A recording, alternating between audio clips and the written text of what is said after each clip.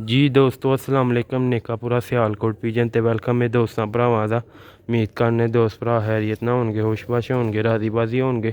दोस्तों भराओ अज माशाल्लाह तुहानूं सियालकोटी छत्त वाले जोड़े दा शौक करावांगे माशाल्लाह ते दोस्तों भराओ तुसीं पैह्लें भी साडा वेख्या होना जोड़ा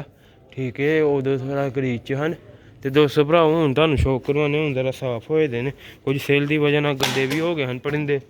ते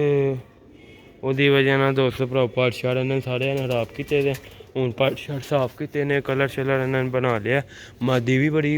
दोस्त भराओ बिच बारिशां दे मौसम दे बिच बमार हो गई ही ते उस तो बाद मादी तो बाद कि नां लेदा बच्चा भी एह्दा इक निकलेआ ही पर ओह् स्हेई नहीं भलेआ ठीक है ओह् बरसात की वजह नाल ओह्दी हड्डी ढिंगी हो गई ठीक है ओह्दी सिल होई दी ही अंदर कि नां लेदा झड्डे झोड़े हो गए दोस्तों तुहानूं हूँ मैं शौक करवान लग्या सियालकोटी छत्त वाले कबूतर दा बड्डे कबूतर 59 सेल ने बच्चा सही होंदा ते दोस्तां भरावां लाजमी मिल जाना एह् देखो माशाल्लाह कबूतर दा कलर तुहानूं हूँ मेरी अक्ख दा शौक करवान लगा वीडियो एंड तक लाजमी देखियो मादी भी तुहानूं एह्दे विखावांगे ते नाल जेह्ड़ी लग्गी दी ठीक है दोस्तों जी दोस्तों मैं माशाल्लाह दी आइज़ जी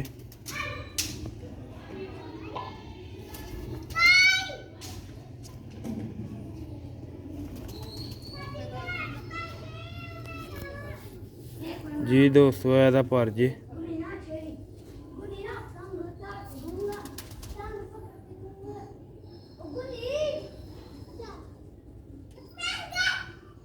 माशाल्लाह दा पर जी देखो परां च वाइब्रेशन किड्डी ज़्यादा वाइब्रेशन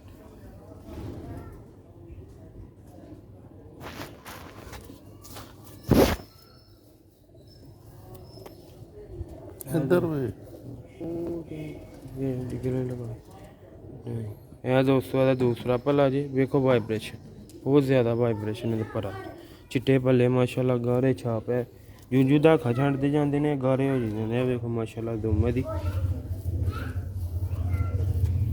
यह दोस्तों एह्दा फ्रंट जी सियालकोटी माशाल्लाह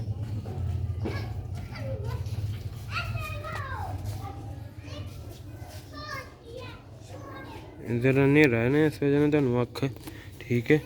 थोड़ी क्लियर नहीं लभदी देखो माशाल्लाह सियालकोटी छत्त वाले कबूतर हूँ तुहानूं मादी दा शौक कराने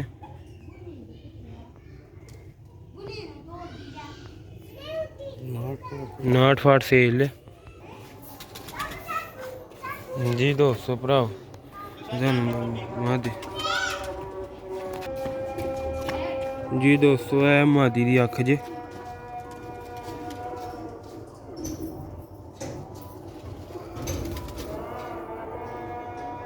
यह पर्पल है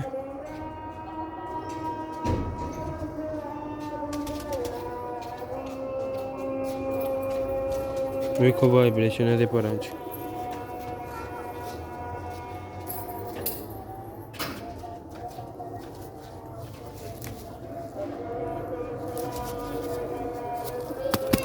मादी जरा बुरा बनाती भी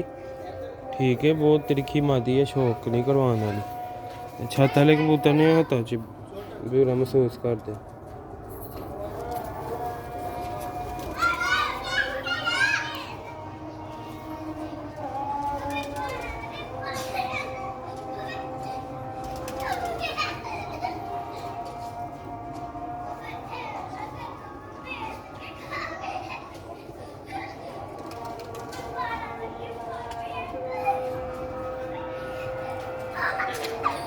लो भी दोस्तों भराओ उम्मीद करना तुहानूं वीडियो अच्छी लगी लाइक शेयर लाजमी करिए माशाल्लाह पर्स कट के साफ पे कर दिए दोस्तों भराओ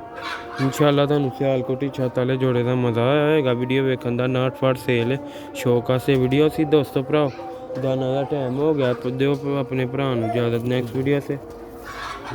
यह दूसरा पल्ला देखो एह्दा दोस्तों भराओ